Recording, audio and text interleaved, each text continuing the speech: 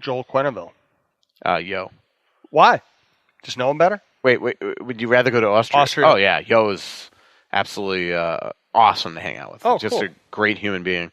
And I don't know Joel well. Right. Other than, hello and texting, Right. Once in a while, which you could do with anybody in the NHL. That's why I cover the league. So different than every other league. Oh, my God. It's crazy. I mean, it's just nuts.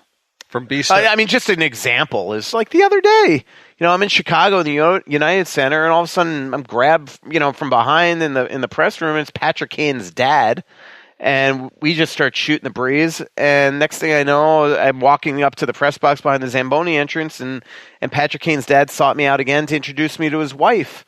And this is just like the parents of a superstar, and I've never covered Patrick Kane. The only thing he remembers is I've done a lot of Patrick Kane stories, and that I covered Patrick Kane's first NHL game because it was here in 2007, which is what led to Bob, the 1-0 game where Jacques, remember Jacques, he was like, I've seen too much. I need to get my eyes reversed. So. From B-Stuff12, would Nylander take less money to sign with a team that paid U.S. money? U.S. dollars? Wait, say that again?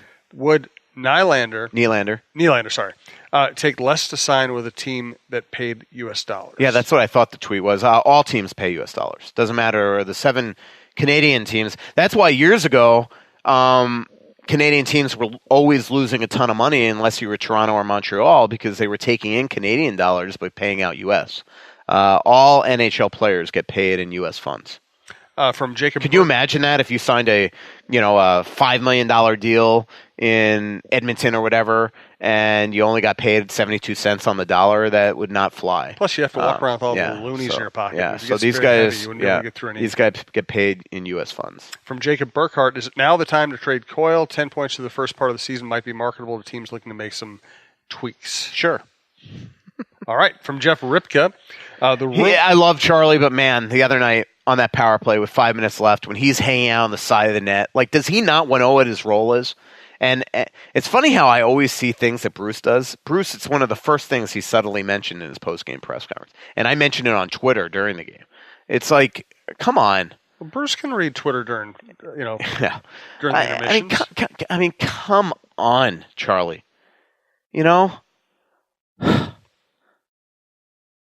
So frustrating. He's such a frustrating player.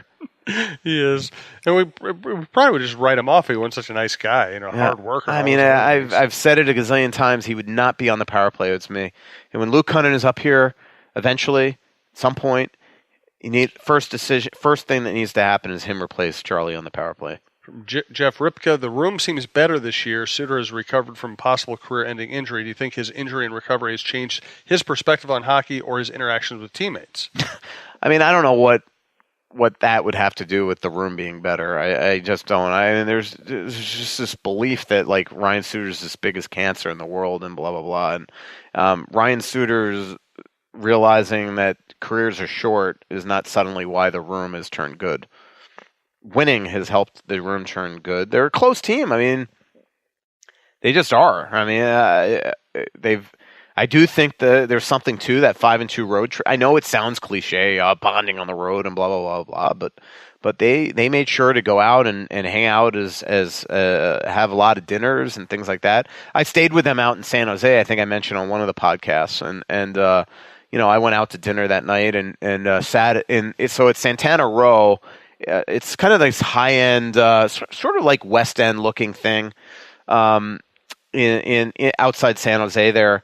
And so you have the hotel on one sort of block of stores and restaurants. And then you have across the street other stores and restaurants. And then in the middle, kind of like a median with kind of like little outdoor cafes and things like that. And so I was sitting there with Greenlay and Tom Reed and a couple others. A couple of the San Jose writers came out to meet us, and the one thing I noticed all night from the time I got there, which was 5 or 6 p.m., to the time I went to dinner, which was 8 or 8:30 p.m., just constantly players walking by together, enjoying each other's company type thing, for lack of a better term. Not to be corny, but that it was one thing that you noticed is that, like, look, these guys are hanging together and enjoying it, and so that's pretty cool. I was always amazed when I covered the Twins as a beat writer how often I would bump into individual players out on the town. Yeah. Just baseball players. Some of the baseball players are loners. They just want to go have a beer. They want to do their own thing. For that reader asked about Ryan Suter. You know, one thing I'll tell you right now that I saw that night, Ryan Suter going to dinner with Jordan Greenway. How about that? I mean, that there you would not expect that. That's pretty cool. Yeah, it is. That the 21-year-old rookie on the Wild is hanging out with the one of the oldest players, veteran like Ryan Suter. I mean, that's pretty cool. Absolutely.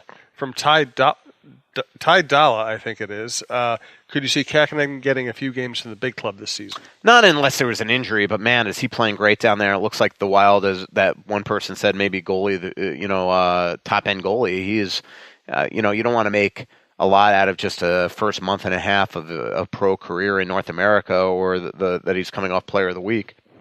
But man, he's been awesome. And but again, what it does is maybe make. What it does is tell you is that, like, look, Devin Dubnyk's not going to last forever here, and Alex Stalock's certainly not going to be the number one here. So it gives you the ability to know that, hey, maybe they don't need to even re-sign Alex after this year, that you could have a guy like Kakinen up here. Or maybe you sign Alex for one more year, give Kakinen, because goalies you want to be very patient with. Give Kakinen another full year down in Iowa, and have somebody backing up Devin, and then you could suddenly, slowly but surely, bring an heir apparent in here the way that this team, once wanted to do with guys like Josh Harding and Darcy Kemper. From Mike Burgoyne, our Iowa Wild correspondent, how many games does Eck have before he'll require waivers to go down? It's something like 40 or 50 still. Okay. Yeah. I'll tell you that in a sec. Okay. About that, I could figure that out quickly with one text.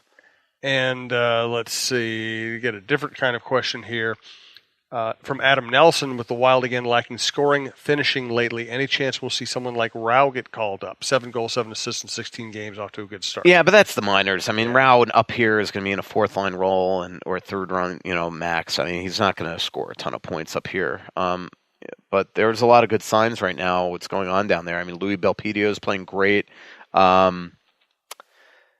Louis Belpedio, I try not to go on players' social medias, but holy heck! So I must follow him on Instagram. So I was on Instagram stories the other day. Louis Belpedio, the Iowa Wild played in Rockford the other night, so he must have went home, and he's got this gigantic dog, kind of like Marmaduke-looking dog. And during the Wild anthem, where the anthem singer was going on and belting it out, his dog was just howling. Oh, that's awesome. And he wrote on there something like next anthem singer or something. And I absolutely laughed. I watched that thing like 50 times. Belpedio's playing great, but you know what a great sign is down there? Sorry, I'm looking for Burgoyne's answer. Mason Shaw. It's been awesome. Remember, he tore his ACL and MCL last year, missed basically the entire season of hockey. And then he's second leading scorer right now behind Cal O'Reilly down there. So that's good. Cunnin still getting his legs under him, for all the people that keep on asking what's going on with him. Wow. What did I say, 40 or 50 for Eriksson Ek? 49. Wow. How about that? So my point on Cunnin is that just don't just because points say that he's playing great down there, he's health-wise, they don't feel he's ready yet. And probably coming back from the injury has also led to some bumps and bruises, him compensating and other things. So. You know what? We got a lot of good questions here. I think this is a long enough show for a holiday week. We don't want to overburden people. And we also want people to go to the other shows on the network and listen to them. So I'm going to get a final thought from Michael Russo on anything he wants.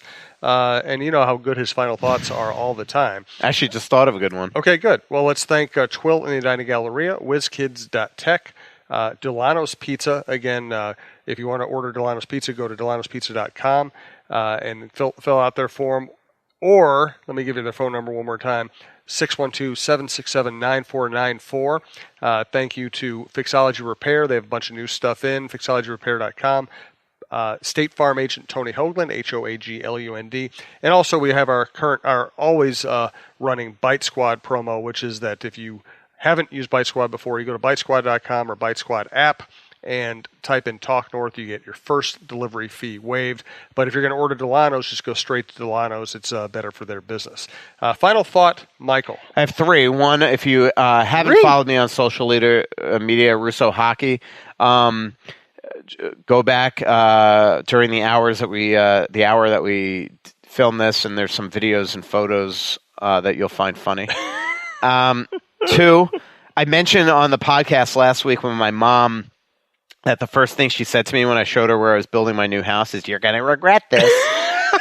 Well, on Friday, she and I went back up there to look at some other thing. I wanted to show her, wanted to meet the guy that helped me put the essentially works for the builder that helped me design the home and all that stuff. And so I decided to go in a different way that would be closer to where my house is going to be. Mm-hmm. And we're driving by, and she looks at this community, and she goes, "Now that community, that's not a very pretty community." And I go, "That's my community."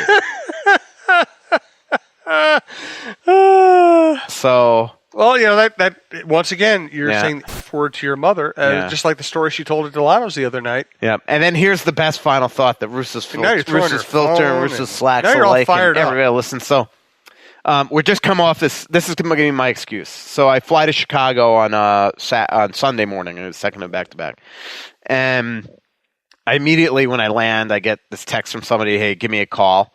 So I call the person. So I'm not thinking rationally. At O'Hare, you take. Even the pilot joked, we'll be taxiing longer than we are in the air, and then we have to wait out. Our gate's full, so it's like 25 minutes. We've been on the ground. So I call the person that wanted me to call, and I'm talking to them on kind of a conference call type thing, and I just get off the phone I just get off the plane like an idiot. I go through security like an idiot. I go down to baggage claim like an idiot. I'm standing out baggage claim, and all of a sudden I get this phone call from a number that I don't recognize. I send it to voicemail. I get off the phone, I listen to the voicemail, and it's, "Mr. Russo, this is..." can't believe I can't remember her name, and she was a big Wild fan too. I feel bad. Actually, I'll tell you. It's on my phone still. She's like, "Mr. Russo, this is the flight attendant on your flight. You left your bag on the plane." I've done that before. Oh my God. So stupid. It's not only you feel stupid, like now, can it be more of an inconvenient situation? Leslie, thank you. So left my bag on the plane. Sorry if I just disconnected us. I think we're okay.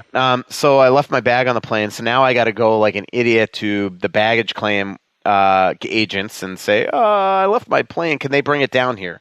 No, they can't. So they got to give you like a security clearance. And I'm like, "Well, can I just use my boarding pass at Minneapolis to Chicago?" No, you can't. And so I wait 10 minutes for them to do this thing that will get me through security. I don't know if you know, when you get something like that, you don't get TSA pre-check. So now I have to go through regular security at O'Hare on a freaking Sunday. Oh, no. I finally get out to my gate, which is E17, the furthest gate at that terminal, get my bag, come back out, and off on already tired because it's the second of a back-to-back, and then go to the hotel like an hour and a half after I landed at O'Hare. It was such a pain in the ass. But here's the most unbelievable thing about this. They have new security measures at O'Hare that when you go through TSA pre-check, you don't give your boarding pass. You just have them, they scan your driver's license. Really? And what it does is on your driver's license, it shows them the way that I understand it from the TSA agent, it just shows them your known traveler number and that you are eligible, that you do have TSA pre-check. So that entire 40 minutes it was 20 minutes that I was online at O'Hare the first time to give my security clearance thing. I technically could have gone through TSA pre-check the entire time. The way that I understand it, I just had them scan my driver's license. So it was just like one of those things like, what an idiot, But the reason why this happened was we had just come off a 7-game road trip. Out of habit, for 7 straight games for 2 weeks, you checked the bag. You were going to baggage claim. So just out of habit, I just wasn't even thinking that I had my roller bag on the plane. So My problem is, Michael, is sometimes if you sit in first class or even if you sit in Delta Comfort, where you end up with having a couple drinks if you're not going to be driving. yeah, And if I have a couple drinks, I will forget everything. yeah. It's funny. I mean, I don't. I never ever. I mean, I don't even remember the last time I would ever order a drink